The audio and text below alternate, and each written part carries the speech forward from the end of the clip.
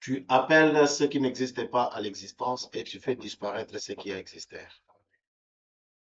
Accepte aujourd'hui, éternel Dieu, ce soir, que je sois utile pour toi et pour ce peuple. Fais en sorte qu'éternel Dieu, nous croissions éternel selon ta parole, selon ta puissance, selon ta volonté, dans les noms merveilleux puissants de mon Maître Christ Jésus. Nous avons ainsi prié. Amen. Amen. Aujourd'hui, je vous salue au nom de Jésus-Christ. Amen. Nous allons vérifier dans le livre de Exode chapitre 25, le verset 8, et puis on va faire virgule le verset 40. 40. Il est écrit ceci, selon la parole de Dieu, ils me feront un sanctuaire et j'habiterai au milieu d'eux. Exode 25. Là, je viens de lire le verset 8. Ils me feront un sanctuaire et j'habiterai au milieu d'eux. Le verset 40 nous dit ceci, regarde, j'ai fait d'après les modèles qui t'ai montré sur la montagne. Parole du Seigneur. Amen. Amen. Encore une fois de plus, je suis en train de rendre des actions de grâce à l'Éternel, notre Dieu, le Père et notre Seigneur Jésus-Christ, de nous accorder encore cette belle et bonne opportunité ce soir pour partager sa parole avec vous. Et aussi, je bénis mon frère. C'est vraiment un frère pour moi, un ami. Ce qui nous a rassemblés, c'est la parole. Le même raisonnement, la même pensée, la même philosophie, les mêmes idées, la même doctrine. Nous avons des temps, même quand nous sommes à la maison, nous ne parlons que de la parole. Nous pouvons prendre du temps et du temps pour nourrir notre esprit, parce que le corps a besoin du pain, mais l'esprit que nous avons a besoin de la parole. C'est comme ça que le Seigneur dit que l'homme ne peut jamais vivre de la parole seulement, du pain seulement, mais il peut aussi vivre de toute parole qui vient du Seigneur. Aujourd'hui, nous allons parler de la parole du Seigneur selon la pensée de la grandeur.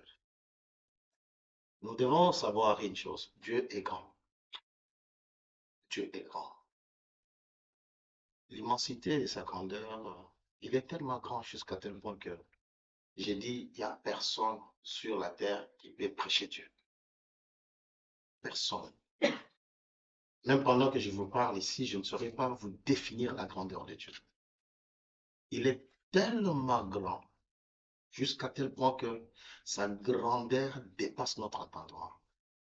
Tout ce que je peux vous dire aujourd'hui ne serait qu'une petite partie molécule de la personne de Dieu. Comment est-ce qu'un homme peut parler de Dieu? Comment un homme peut expliquer ce qui est Dieu?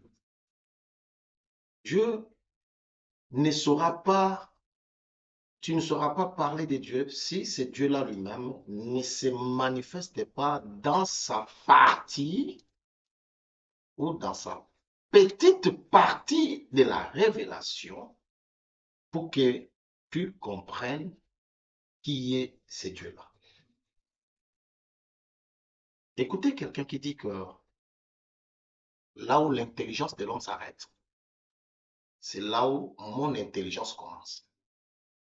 Donc, là où tu t'arrêtes dans ton raisonnement, dans ta compréhension, c'est là où Dieu commence.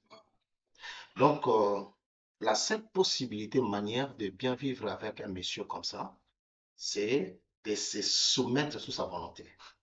Parce que tu ne feras aucune intelligence, aucune formule d'atteindre sa compréhension et sa dimension de la grandeur.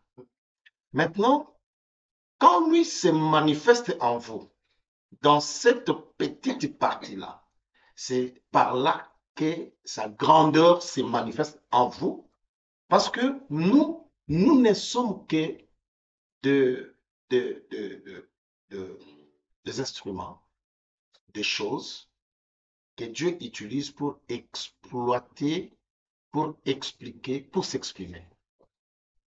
La Bible dit, il fait de nous des présages. Il fait de nous des présages. Quand tu le veux s'expliquer à la vie d'une personne, Dieu n'utilise qu'une personne et Dieu ne s'interprète que lui-même. Il n'y a pas quelqu'un comme moi ici qui peut dire que je connais Dieu et que je connais la réalité de la dimension de la grandeur divine. Non, non, non, non. Même mon frère ne le dira pas. De la manière dont Dieu peut se révéler en moi, il peut aller se révéler en lui dans une autre grande dimension. Et je veux regarder, je me dis, non, non, non, non, cette dimension-ci, même moi, je ne peux pas arriver dans cette dimension. Pourquoi? Parce que la manière dont Dieu s'est révélé en lui, c'est une manière particulière. Particulière. Et je dis toujours que je ne peux pas imiter aussi une personne parce que imiter une personne, c'est limiter soi-même. Comment je peux chercher à imiter mon frère alors que moi aussi j'ai une partie de la grandeur de Dieu dont il doit se manifester dans l'univers. Et je ne veux pas chercher à être seulement comme mon frère, comme ma soeur. Parce que moi aussi j'ai une partie de mon explication de la personne divine. C'est pourquoi je fais ce que Dieu me dit de faire et de la manière dont il manifeste et il se révèle à moi. Parce qu'il s'explique lui-même. Un jour, les deux disciples marchaient sur le chemin de Maïs. Ces disciples parlaient de Jésus. Entre eux, mais comment Jésus, il était mort. Il avait dit qu'il sera ressuscité 3 jours après. Il se posait des questions sur la mort et la résurrection de Jésus. Pendant qu'il marchait sur le chemin, la Bible dit que Jésus vient faire route avec ses gens. Ils marchaient ensemble. Et ces gens parlaient de Jésus. Mais Jésus était là. Personne n'a su que c'était Jésus. Et Jésus leur pose la question de savoir, vous parlez de qui et de quoi? Ces deux personnes regardent Jésus pour poser la question à Jésus. Tu n'es pas d'ici? Le moment que tu as déjà marché avec nous, tu devrais comprendre que nous parlons de Jésus. Cet homme de Nazareth, le fils de Marie, qui faisait du bien de ville en ville. Ces gens ont commencé à expliquer Jésus, Jésus, mais sans savoir qu'ils étaient avec Jésus. Mais quand ils expliquaient Jésus, il y avait une partie de Jésus qui le manquait, qui devait apporter la lumière sur la personne de Jésus. Jésus commence à leur expliquer. Qu'est-ce qu'il vous avait dit? Il vous avait dit qu'il mourra 3 jours après, il sera ressuscité. Mais croyez qu'il est déjà mort et ressuscité. Qui explique Jésus? Jésus. Qui prêche Jésus? Jésus. Il prêche qui? Jésus. Donc c'est lui-même qui peut se révéler à quelqu'un pour que la personne arrive à comprendre que c'est Dieu. Et quand Dieu s'explique en vous, vous qui avez compris la place, la grandeur, la forme de ce Dieu, vous devenez grand, pas parce que vous êtes grand, mais parce que lui-même s'est révélé en vous et c'est sa révélation qui vous rend grand.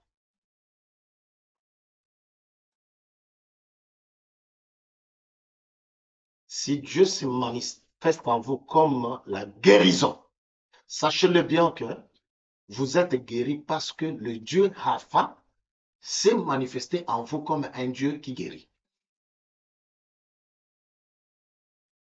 Il faut ouvrir les horizons de la grandeur de la présence de Dieu.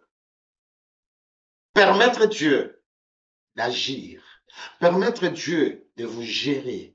Permettre Dieu de prendre une place en vous pour que toutes ces manifestations de sa grandeur, de sa magnificence, de son hauteur, de sa grandeur, de sa taille, de son hauteur, de sa profondeur, se manifestent en vous. Et là, il vous utilise tout simplement comme un instrument. Et vous devenez plus efficace que n'importe quoi et qui.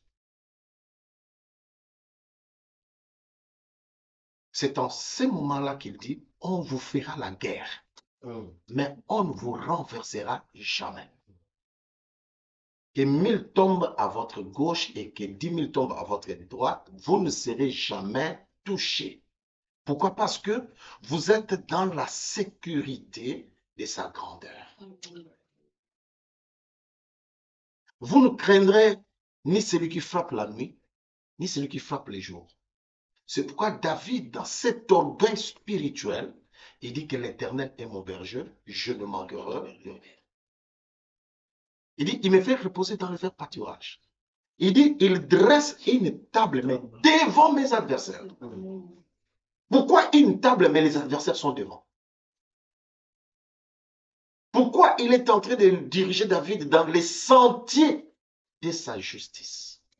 Un chemin le plus compliqué. Dans la nuit, l'Éternel est ma lumière. C'est lui qui est la lumière. David a compris. David a dirigé Israël pendant 40 ans sans qu'il y ait le combat. Il y a eu la stabilité spirituelle, économique, il y a eu la stabilité politique. Comment? Parce que David n'avait pas un autre rempart.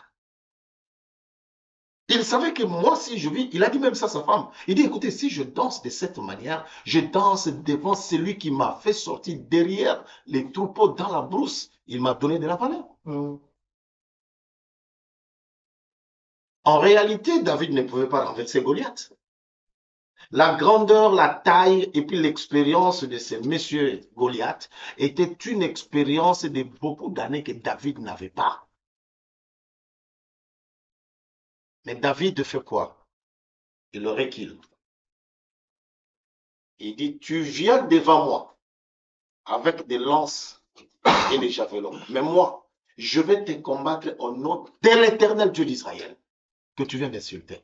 C'est-à-dire, voir ce moment-là, l'homme recule, il laisse la place à celui qui est plus fort que lui. En ce moment-là, il peut ramasser n'importe quoi pour que cela puisse remplacer Dieu. Voici raison pour laquelle vous allez comprendre que pendant ces temps-là, David était devenu le plus fort. Il était devenu le plus résistant devant ses adversaires. Mes chers amis, maintenant lorsque nous laissons que Dieu nous gère, celui qui va se manifester, ce n'est pas nous. Celui qui se manifeste devant, c'est Dieu. Il ramasse les 5 pierres avec lesquelles il n'a utilisé qu'une seule pierre pour renverser Goliath, qui n'était pas l'adversaire de David, mais qui était l'adversaire d'Israël. Et David est devenu grand. Il devient grand par lui. Il devient grand par l'Éternel, Dieu des armées. Amen. Maintenant, je monte un peu de niveau, si vous allez le permettre. Lorsque Abraham patiente pendant les 25 années de la marche avec Dieu, cette marche-là, du 75e, je fais l'effort de parler comme vous, et 75e, j'ai bien parlé? Oui. Ok. De son appel jusqu'au 100e année, cette marche-là, celui qui fera très bien les calculs va comprendre que il s'est passé combien d'années? 25 ans. Parce que dans ces années-là, ce n'était pas les calculs d'Abraham. Dans ces années-là, c'était les calculs du peuple. Remarquez avec moi. Dieu vient quand Abraham a totalisé 99 ans, je dis bien 99 ans, il arrive, il s'arrête dans la maison d'Abraham. Il dit à Abraham, je suis venu t'annoncer une bonne nouvelle. Cette bonne nouvelle serait que l'année prochaine, moi, l'Éternel, je vais revenir dans cette maison. Sarah, qui est stérile dans ta maison, ta femme, aura un fils.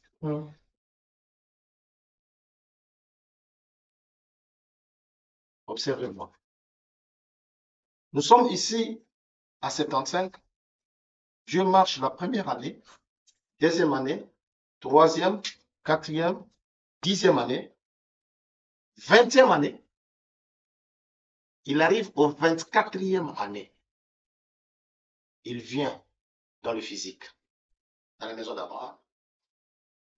Et il lui annonce que l'année qui commence, je reviendrai.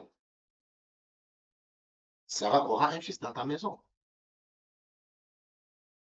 Pourquoi Dieu fait cette marche-là dans la vie d'Abraham? C'est-à-dire, il vient dans la vie d'Abraham à 75, il dit, écoutez, à 24e année, il lui donne la promesse, à 75e année, il arrive, il dit, écoutez, tu vois, je suis arrivé cette année ici, tu as 99 ans, et l'année qui commence, tu auras 100 ans, mais dans les 100 ans-là, tu auras un fils. Mais depuis l'appel d'Abraham jusqu'à l'accomplissement, il s'est passé combien d'années? 25. Il s'est passé combien? 25. Donc cette marche-là de 25, c'était la marche que Dieu lui-même savait, c'est-à-dire c'est la conception divine, ce n'est pas la conception de l'homme. C'est la conception divine, c'est-à-dire Dieu réfléchit, mais il réfléchit sur la vie d'une personne. Il réfléchit dans la famille d'une personne. Dieu réfléchit dans la famille d'une personne. Et lui-même est en train de se faire ces calculs-là. Donc Abraham devait se soumettre pour qu'il y ait l'accomplissement de la pensée de Dieu dans sa maison.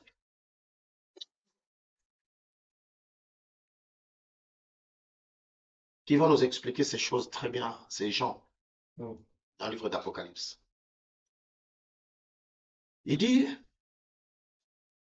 je entendis une voix qui me dit, Jean, monte ici. Aussitôt, je suis ravi dans la joie et je vis les cieux s'ouvrir. Et pendant que le ciel était ouvert, je vis un trône. Donc, j'en vis un trône dans le ciel. Et il dit que dans ce trône, quelqu'un était assis dans ce trône. Il explique encore. Il dit, je suis en train de voir devant les trônes. Des trônes. Combien de trônes? 24 trônes. Et dans le 24 trônes, il y avait 24 vieillards qui étaient assis. Devant les trônes, il y avait un trône. Devant ce trône, il y avait encore un autre trône. Alors, quand nous regardons, nous allons comprendre que Jean était devant 25 trônes. Il était devant 25 trônes, mais ces 25 trônes étaient séparés 24 et un trône. C'est-à-dire que la vie d'Abraham des années n'expliquait rien d'autre que le ciel avec les 25 trônes de Dieu, son trône avec les 24 trônes. C'est pourquoi il marche avec Abraham pendant 24 ans, qui explique les 24 trônes des vieillards, plus les 1 trône qui était devant pour faire les 25 trônes sont de 25 années. Mais il viendra dire quoi, Abraham? Il sépare le 25, le 24, il dit, il vient au 24e année pour annoncer une année. C'est pourquoi Jésus dit, l'Esprit de l'Éternel est sur moi. Il m'a oint pour délivrer les captifs, les opprimés, tous ceci, et pour proclamer une année. Il est celui qui est dans l'inannée. C'est pourquoi même Israël, pour qu'il puisse sortir de l'Égypte, l'animal qu'on devrait tuer devrait avoir une année. Amen. Donc cette année-là était en train d'expliquer le trône de l'Éternel qui devrait primer et qui devrait être adoré par les 24 vieillards. Mais ces années-là, Dieu prend ça, il met ça dans un ordre.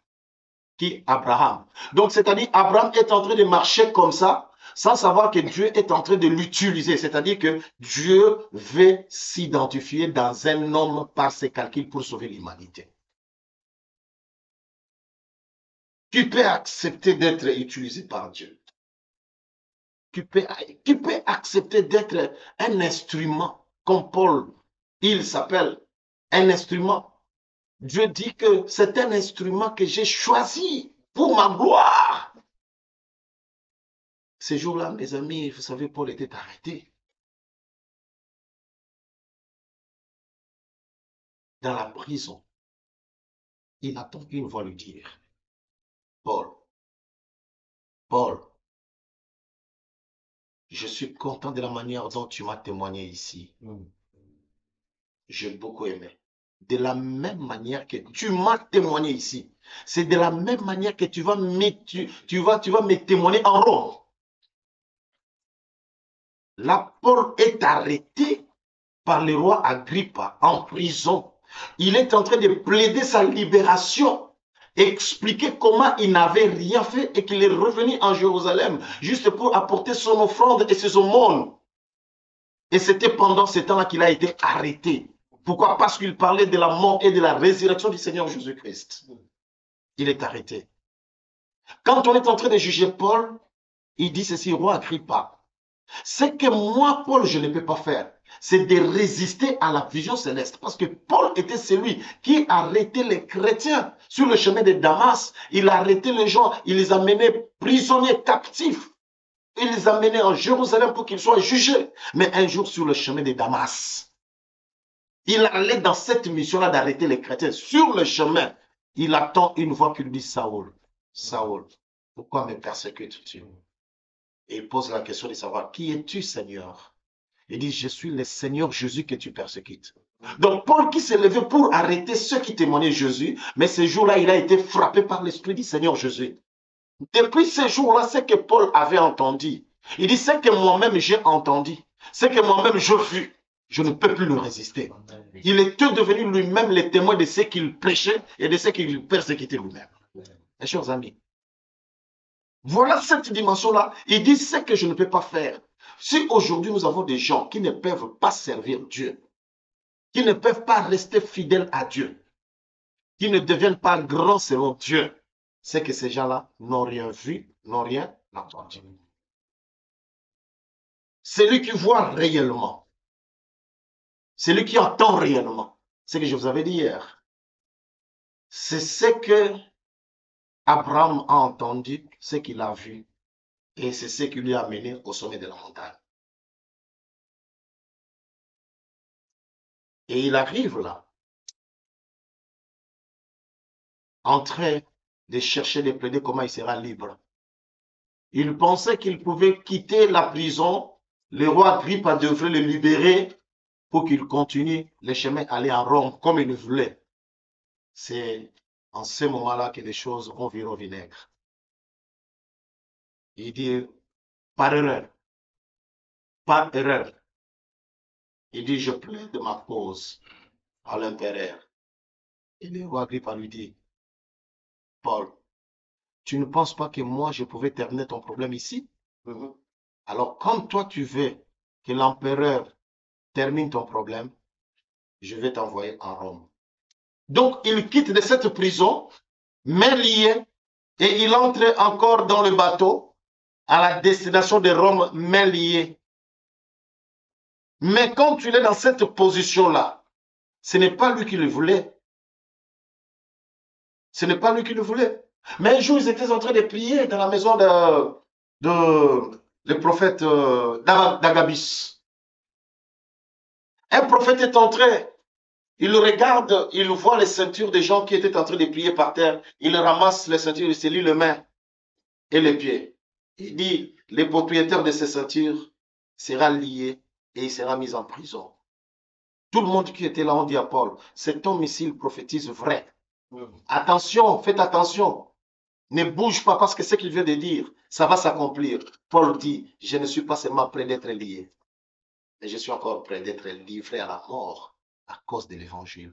Ce que lui-même avait résisté, ce que lui-même avait détruit, ce que lui-même avait critiqué. Mais quand il a rencontré la grandeur, il était prêt à tout. Amen. Oui, c'est vrai, je sais que nous avons beaucoup d'excuses pour servir Dieu. Nous avons beaucoup d'explications pour soutenir le travail.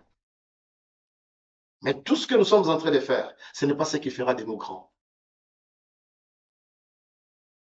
Ce n'est pas ce qui fera de nous grands. Ce que nous sommes en train de faire pour nous-mêmes, ça ne nous rendra pas grands. Mais ce que nous faisons pour Dieu, c'est ce qui va nous élever. C'est ce qui va nous stabiliser, c'est ce qui va nous guérir, c'est ce qui va nous fortifier.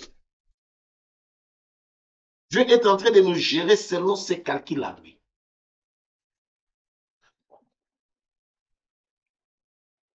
Il appelle Moïse. Il dit, je vais habiter au milieu de ce peuple. C'était selon la demande d'Israël. Ils ont dit à Moïse, Dieu dit à Moïse, je ne marche pas avec vous, je vais vous envoyer mon ange qui va vous gérer. Moïse dit à l'Éternel, j'ai toujours apprécié la sagesse de Moïse. Avant qu'ils arrivent dans cette discussion-là, c'était Dieu qui montrait à Moïse un ange. Il dit, tu vois mon ange ici, je vais vous envoyer avec cet ange, je vais vous marcher avec vous, mais quand vous n'allez pas écouter en route, cet ange va vous saccager, va vous tuer tous. Ils arrivent quelque part et Dieu dit à Moïse, bon, moi je m'arrête ici, vous marchez avec Israël et avec mon ange. Moïse dit quoi? N'est-ce pas, c'est toi qui viens de me montrer un ange qui doit nous tuer en route. Si nous n'écoutons pas ta voix. Alors si toi tu ne viens pas marcher avec nous, nous aussi, nous n'allons pas bouger de cette montagne. Il faut que toi tu marches avec nous. Alors l'Éternel Dieu décide. Il dit à Moïse, en Exode 25, il dit, vous me construirez un tabernacle, un sanctuaire, une maison. Et à partir de cette maison-là, j'habiterai au milieu de vous. Donc même Moïse savait que si l'Éternel Dieu ne marche pas avec nous, tout ce qui peut nous donner la victoire, la grandeur, la réussite, le succès ne sera pas avec nous. Mais en quoi est-ce que nous sommes chrétiens si nous ne pouvons pas comprendre que ces gens-là qui ont marché avec Dieu, qui ont cristallisé Dieu en eux, où Dieu l'Éternel Dieu s'est manifesté en eux, et ils ont eu de victoire, de la grandeur, le succès par Dieu, avec Dieu, si nous croyons que ces gens-là avaient Dieu et qu'ils ont vécu ce qu'ils ont vécu là, pourquoi nous sommes incapables de coopter, d'accepter ces dieux-là pour que nous devenions grands, pas par rapport aux hommes, mais la grandeur par rapport à Dieu. C'est ce que lui-même a prévu, n'est-ce pas? Ils me construiront un tabernacle et j'habiterai au milieu d'eux. Dieu dit que j'habite au milieu de ces peuples par les tabernacles, par un sanctuaire, par une maison. Mais qui vont construire? Ils me construiront, c'est-à-dire le peuple me construise une maison. Ces gens-là me construisent une maison et moi je viens habiter. Ils me préparent une maison et je viens habiter. Mais cette maison qui sera construite ne sera pas construite par rapport à la formule des hommes. C'est que plus tard, mon frère, que je viens de comprendre, ma soeur, que la maison dont Dieu voulait qu'il y ait la construction n'était pas une maison comme ça, visible et palpable. C'était une maison spirituelle. Et Paul vient et dit, mais savez-vous pas que vos corps là sont les temples, la maison où Dieu doit habiter?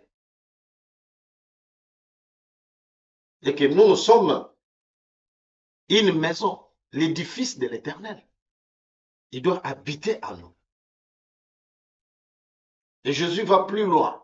Il regarde la maison qui a été construite pendant beaucoup d'années. Il dit, détruisez-moi cette maison, je vais la rebâtir après 3 jours. Et la Bible même dit, lorsqu'il était en train de dire ces choses, et il ne pensait pas qu'il parlait de son propre corps. Il pensait qu'il parlait de la maison alors qu'il parlait de son propre corps qui devrait être détruit.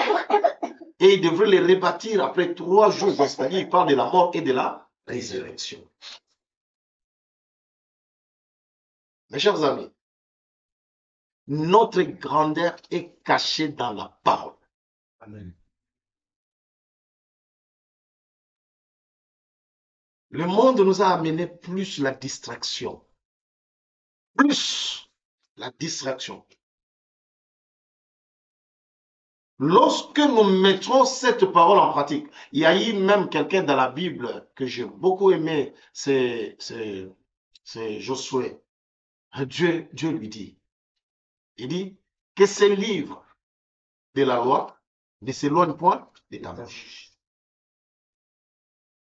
Vous devez mettre ça en pratique jour et nuit. Lire la parole et mettre ça en pratique jour et nuit. C'est alors que vous aurez le succès. C'est-à-dire que le succès maintenant ici dépend de la compréhension de la chose divine. Amen.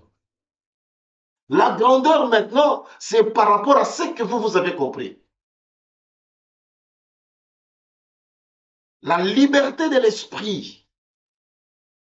Est-ce que vous savez qu'on peut vous rendre malade sans que vous soyez malade? On peut vous rendre esclave sans que vous soyez esclave. Mais Jésus dit quoi? Vous connaîtrez la vérité. Et qu'est-ce qui vous affranchir? C'est cette vérité que vous connaissez vous affranchit. Même Israël, vous vous rendez compte qu'Israël a fait 400 années en Égypte, mais lorsque Israël est en train de parler avec Jésus, Israël rappelle Jésus que nous n'avons jamais été esclaves.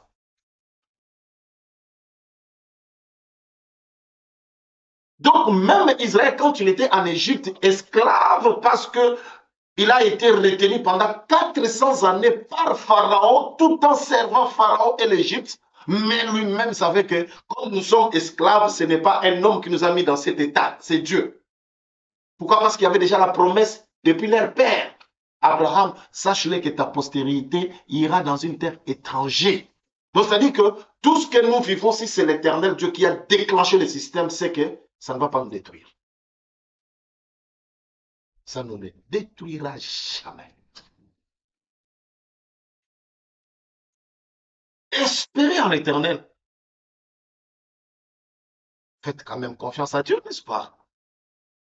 Si vous pouvez faire confiance à un médecin, si vous pouvez faire confiance à un chef du gouvernement, un chef du quartier, un chef de la famille, si vous pouvez faire confiance à votre femme, à votre mari, combien plus de raisons vous ne pouvez pas faire confiance à Dieu?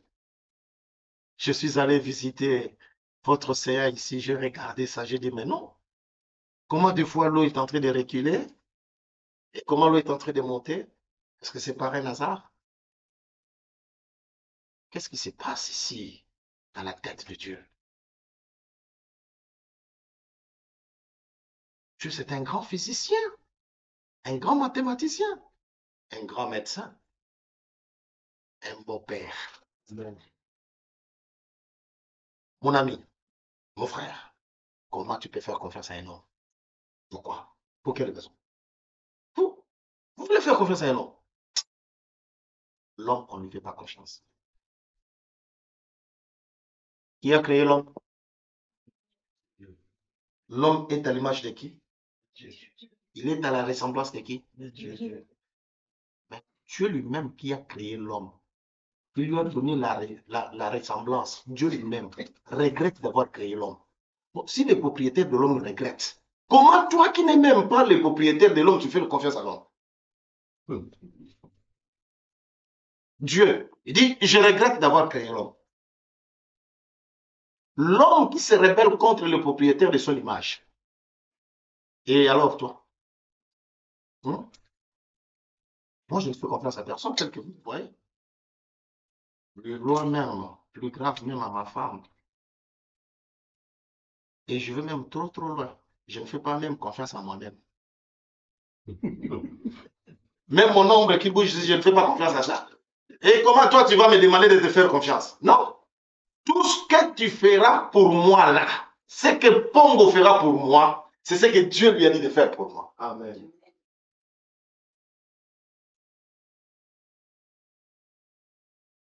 Quelqu'un fait un effort de ne pas accepter ce que je dis. Qui donne l'ordre de tuer tous les petits enfants? C'est Pharaon.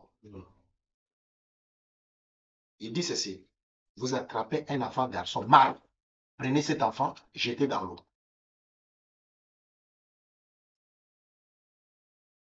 Qui a ramassé le petit enfant Moïse? Il a ramassé cet enfant où? L'eau qu'on disait de jeter les enfants était loin? Non. Mais c'était de prendre l'enfant dans la caisse et puis déposer dans l'eau. Mais qui avait dit de tuer les petits enfants? Qui a ramassé les petits enfants? La fille de Pharaon. Qui a protégé les petits enfants?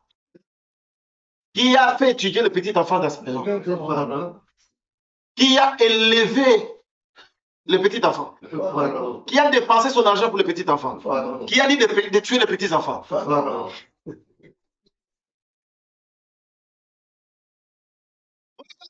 Confondre les gens qui pensent qu'ils sont très intelligents, qui sont trop forts, qui ont la connaissance. Je vais te faire voir seulement quelle est la dimension du raisonnement de Dieu et comment Dieu peut rendre quelqu'un grand, même là où c'est impossible. Et toi, tu vas faire confiance à une personne. Je prends encore un dernier exemple. Nous avons Mardoché Aman. Qui a parlé contre Mardoché chez les rois? Qui a dressé les poteaux, les gros, les poteaux élancés géants contre Mardoché? Qui est celui que le roi a appelé pendant la nuit? Qui a donné les bons conseils au roi pour Mardoché? Qui a fait porter Mardoché sur le cheval? Qui a circulé avec Mardoché dans tous les pays? Qui a parlé du bien de Mardoché? Qui a parlé du mal de Mardoché? Les poteaux dressés contre Mardoché. Qui est mort sur ce même poteau? Qui avait dressé ça? Contre qui? Il est monté. Qui est monté là-bas?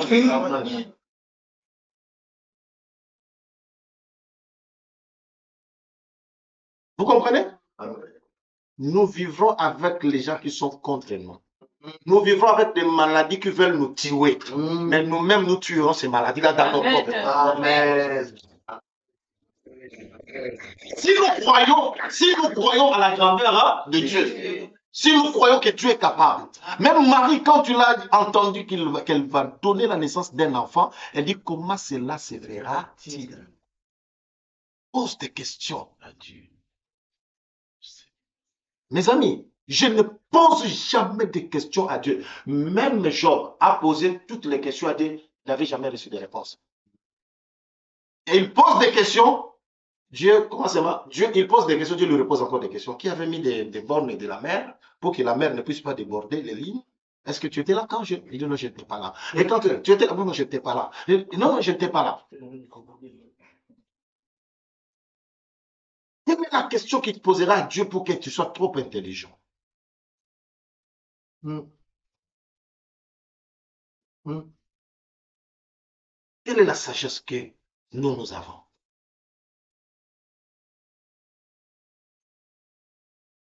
Nous n'atteindrons pas la dimension du raisonnement de l'Éternel, s'il vous plaît. Nous ne serons pas plus intelligents. Même la science. Écoutez, lorsque même on est en train de construire l'avion, c'est parce qu'il y avait d'abord un avion qui a existé avant qu'on puisse construire l'avion. Même lorsqu'on est en train de faire l'ordinateur est fait par rapport à l'intelligence du cerveau d'un homme. C'est que celui qui avait déjà commencé à construire l'ordinateur et placer l'ordinateur dans le corps de l'homme, c'est Dieu.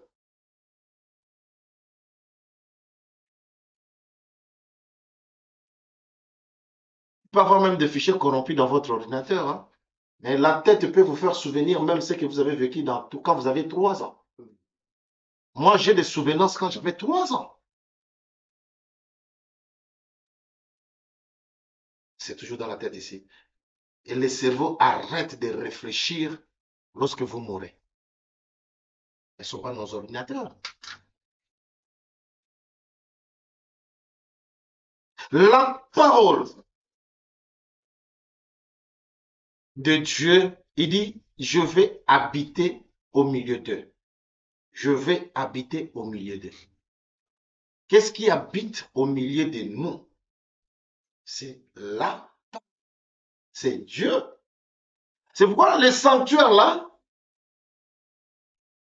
ce tabernacle là, était un moyen qui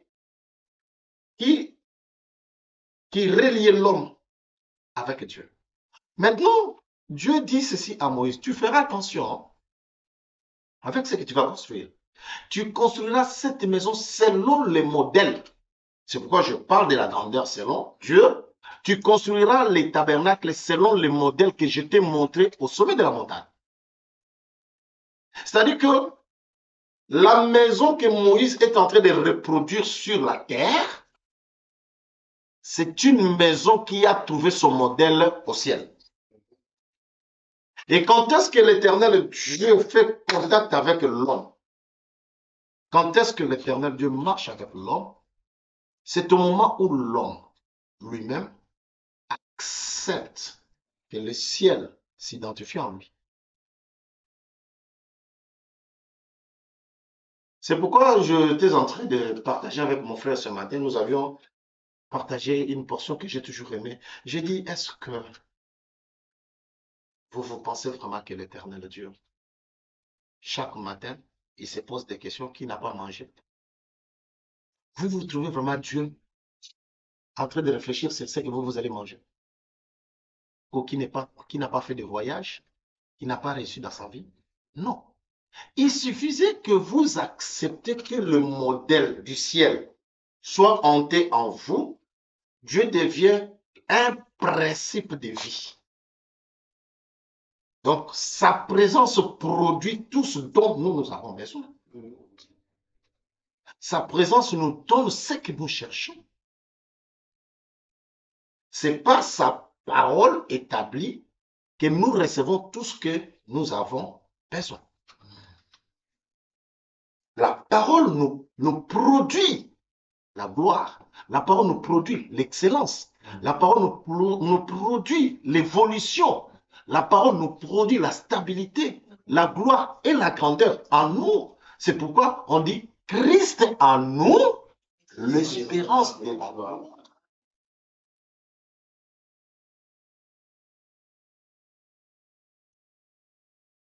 Je le répète, et je l'ai toujours dit.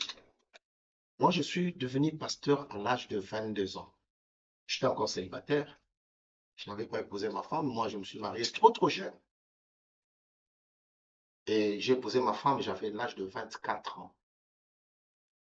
Depuis que je suis devenu pasteur jusqu'à aujourd'hui, je n'ai jamais demandé quelque chose à Dieu. Et déjà, c'est déjà tard pour moi de lui demander quelque chose. C'est déjà passé. Parce que j'ai compris que depuis que je ne lui ai pas demandé, il me donne ce que j'ai besoin sans que je le lui demande. Alors, je suis déjà habitué. Je sais seulement prendre la parole, que cette parole soit une vie en moi. Je lui répète ça, je dis, Seigneur, est-ce que toi, tu peux te souvenir que moi, je n'ai pas joui de ma jeunesse? Rien que parce que tu m'as demandé de prêcher la parole. Il y a des choses que les autres pouvaient faire, moi, je ne l'ai pas fait. Je n'ai pas fumé à la cigarette.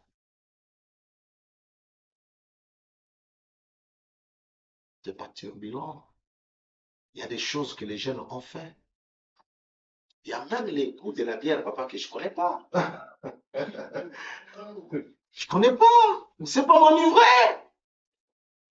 Je n'ai pas eu de potes. Maintenant, Dieu m'a donné mes potes. Amen. Nous sommes allés là-bas jouer à côté de l'océan. Avec mon pote, on est devenus des petits enfants. J'ai dit qu'on récupère un peu, mais entre nous quand même. Amen. Il y a des choses que Dieu nous a privées. Et maintenant là, il y a des choses que je ne fournis pas d'effort, même pour chasser les démons. Je ne crie pas. Même pour guérir les malades, je ne crie pas.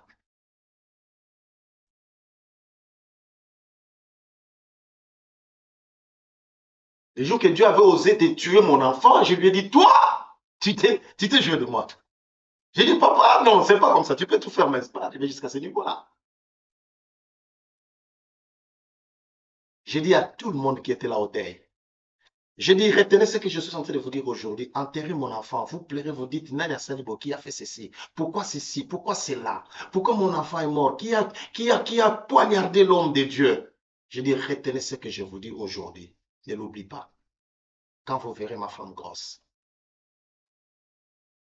je vais vous reproduire des enfants. Amen.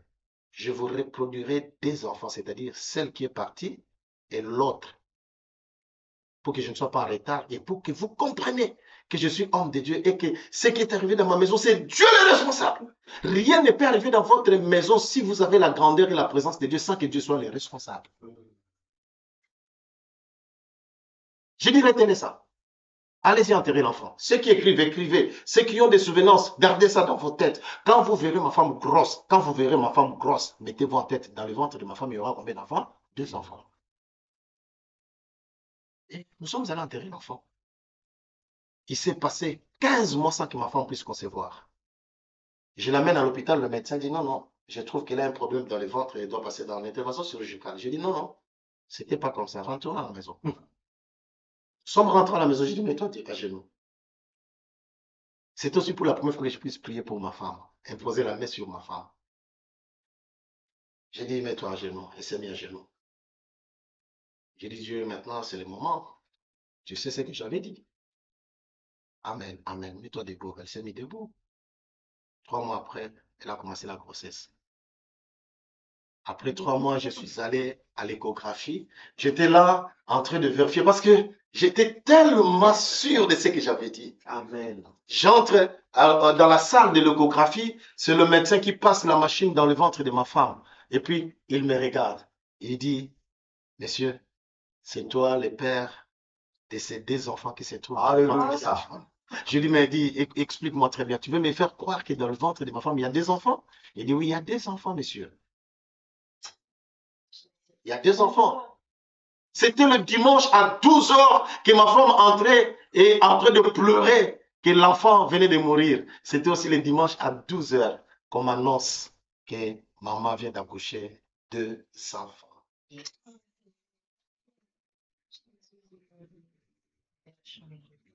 Et mes enfants vivent jusqu'aujourd'hui, les jumelles. L'autre est au Canada et l'une est au pays.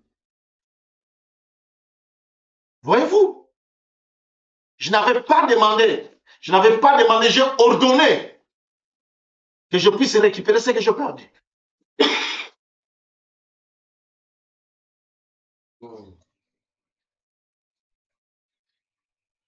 Il y a eu ce jour-là les gens qui ont pleuré maman.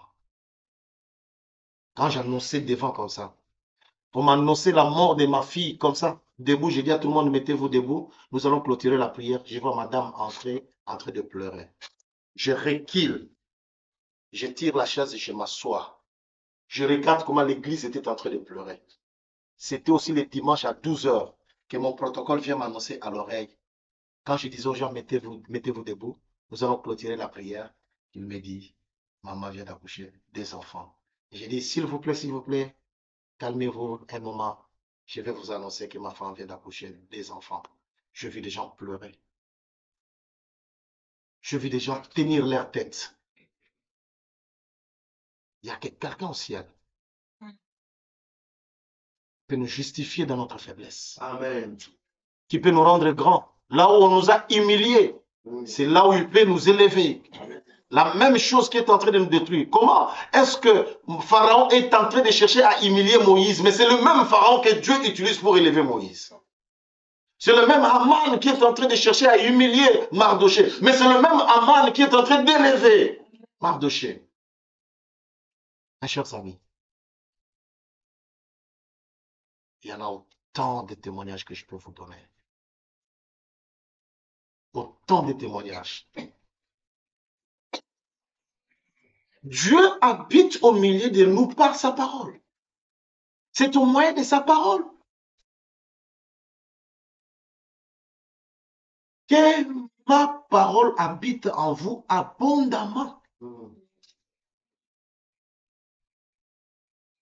Et c'est ce qui va permettre à l'Éternel Dieu de se manifester. Et quand les gens vont commencer à vous regarder, ils ne verront pas un homme. En vous, on verrait la présence d'un être suprême. C'est comme ça on prend Meshach, Shadrach, Abednego, on jette dans la fournaise du feu, mais on trouve il y a une quatrième personne dans la fournaise du feu. N'avons-nous pas jeté 2, 3 personnes? Mais la quatrième personne qui est semblable à un fils de l'homme, je me demande si Meshach, Shadrach, Abednego avaient les semblances de qui? Et le fils de l'homme là dont on parlait, c'était qui? Au moment où vous pensez que vous êtes seul, alors que vous n'êtes pas seul. Au moment où vous pensez que vous n'arriverez pas. Je vous ai dit ça hier, hein? De l'appel jusqu'à sa mort, Dieu l'a conservé dans la vie. Lui qui avait dit, voici, je m'en vais mourir. Mais Dieu l'a gardé pendant combien d'années? 100 ans. Papa, est-ce que 100 ans, c'est peu? Hein? Si Dieu pouvait le faire pour moi, mais je connais quelqu'un dans la Bible, Dieu voulait le tuer, il lui a accordé seulement 15 ans. 15 ans seulement. Mais par contre, Moïse, on lui a donné combien? Abraham, on lui a donné combien? 100 ans. Si on peut même enlever les 5 ans qui lui restaient d'atteindre 80 années là, acceptons même 95 ans, c'est beaucoup, non?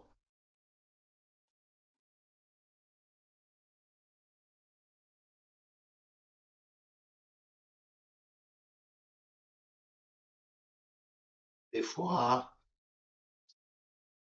nous ne savons pas où nous accrocher pour avoir ce que nous avons besoin. Nous ne savons pas. Quand on dit Dieu donne le bon conseil à Josué, Josué c'est celui qui a remplacé Moïse. Hein? Quand Moïse est mort, c'est lui qui devrait prendre la direction d'Israël. C'est lui qui était informé pour la première fois que Moïse venait de mourir, c'était Josué. Il dit, mon serviteur Moïse est mort. Mais le bon conseil qu'il donne à Josué, il dit, prends courage, ne t'ai-je pas dit, prends courage. Il explique à Josué beaucoup de choses, il demande, et puis à la fin, il dit que ce livre de la loi ne s'éloigne point de ta bouche.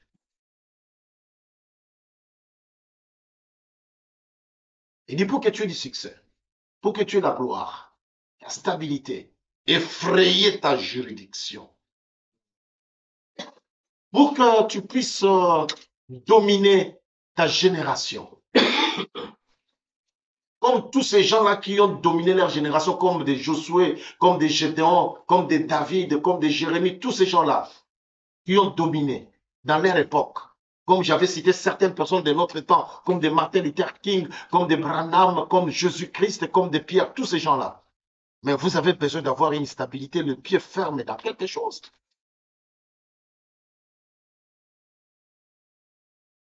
Qu'est-ce que Dieu veut de moi?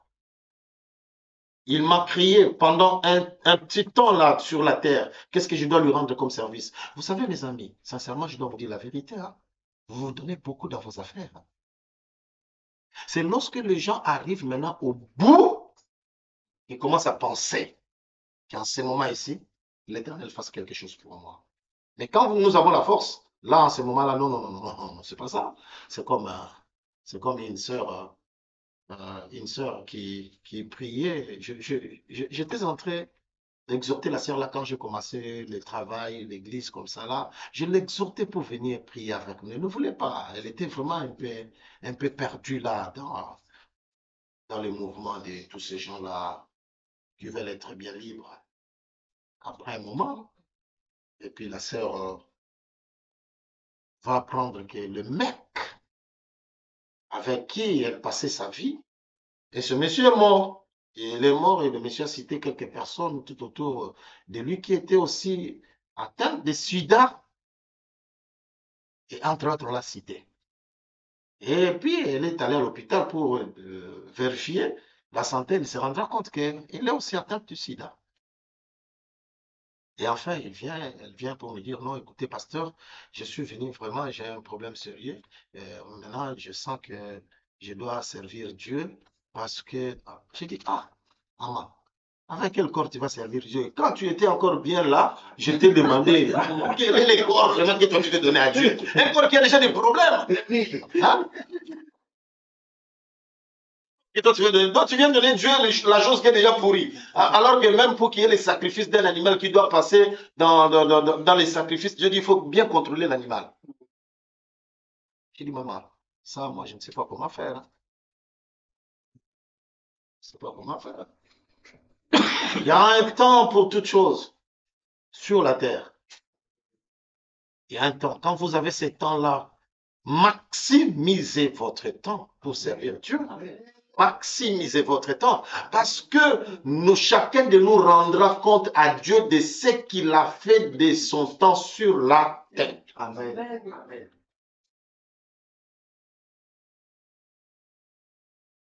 Et c'est ce qui va nous permettre maintenant d'atteindre les dimensions qui vont surprendre les gens.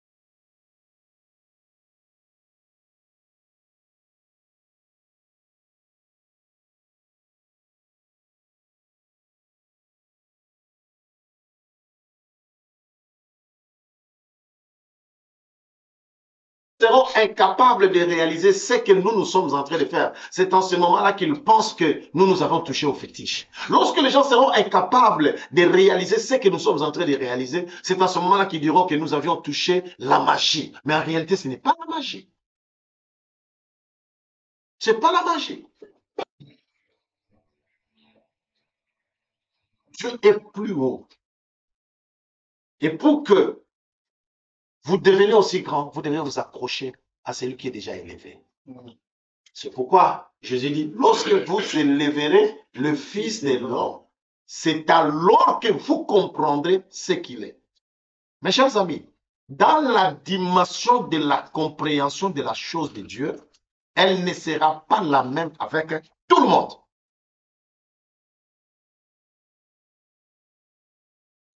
Regardez-moi bien. Jésus avait 12 apôtres. Il choisit parmi les 12 apôtres parce qu'il parlait de son royaume. Il dit, quelques-uns parmi vous ne mourront pas jusqu'à ce qu'ils voient ma gloire. Il monte avec eux au sommet de la montagne. Jean, Jacques et Pierre. Pendant la prière, la Bible dit que Jésus a été transfiguré. Dans cette transformation, ils ont vu apparaître à côté de Jésus Moïse et Élie.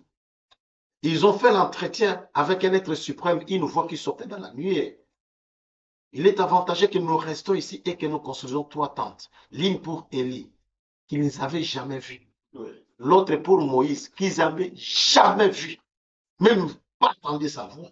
Mais ils ont compris qu'il y avait Moïse et Élie. Et une voix est sortie pour dire, celui-ci est mon fils en qui je mis toute mon affection. Écoutez-les. C'est fini la transfiguration, Jésus descend avec les apôtres.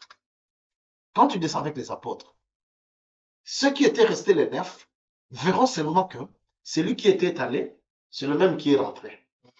Mais ceux qui sont partis avec lui au sommet de la montagne, ils ne verront plus Jésus de la même manière. Amen. Ils verront Jésus d'une autre dimension parce que c'est quelqu'un qui est capable de faire sortir des personnes qui ont mort, qui sont parties depuis très longtemps. Nous avons vu l'apparition d'Élie et Moïse. Et il leur a dit, fermez vos bouches, ne dites rien. À ceux qui sont restés là-bas, c'est que dans la dimension de la compréhension de Dieu, il y a des gens qui ne comprendront jamais. Et ils vont rester à cet état-là. Mais vous qui avez déjà goûté la chose de Dieu, vous savez déjà la chose de Dieu, vous devez servir Dieu de la dimension la plus supérieure. Parce que vous ne recevez pas la même bénédiction. Et à Pierre, il lui a donné la responsabilité de l'Église. Et à Jean, il lui a donné la grande révélation de l'Apocalypse. Ce sont des gens qui ont compris la dimension élevée de Dieu. Nous ne recevons pas de même récompense. Merci beaucoup, mes amis, pour ce soir. Je crois que vous avez compris que la parole, c'est elle qui produit la différence de la grandeur. Demain, nous allons continuer par toujours ces livres. Ils me construiront un tabernacle et j'habiterai au milieu d'eux. Nous allons faire un petit exercice de l'entrée du sanctuaire à partir de l'hôtel de Lacoste. Nous allons voir un peu le cube des reins. Nous allons voir les chandeliers ainsi que la table de bain de proposition. Et ça va nous amener sur l'autel du parfum et pour écouter la voix qui sortira de l'intérieur du Saint des Saints et pour voir comment maintenant cette grandeur est entrée en nous et qu'est-ce que nous pouvons produire après avoir reçu le mouvement du sanctuaire et que nous-mêmes nous soyons sanctuaires et qu'en nous, que ça se présente toutes ces choses, qu'est-ce que ça peut produire dans notre vie. Laisse que l'Éternel Dieu des armées vous comble de toute sa grâce et toute sa joie. Ce n'est pas pour rien que je quittais les Congo, les États-Unis, pour venir vous parler.